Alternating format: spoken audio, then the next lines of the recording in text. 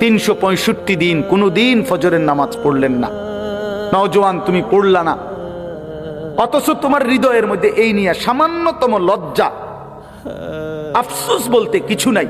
মনে রেখো বন্ধু, মনে রেখো, ঈমান অনেক আগে হারায় গেছে, অনেক আগে হারায় গেছে।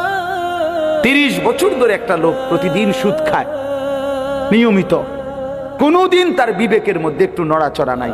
আহারে, যেটা এত বড় পাপ, আমি কতদিন আর করব?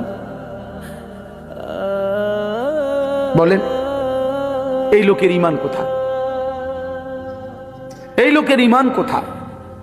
প্রতিদিন গালি দেয়, প্রতিদিন মন্দ বলে, দিনের পর দিন নারী ছবি, মদ, জুয়া, অশ্লীল ছবি, মোবাইলের অশ্লীল দৃশ্য, এর মধ্যেই তোমার রাত কাটে, এর মধ্যেই দিন কাটে। তাহলে দোস্ত, ঈমান কোথায়?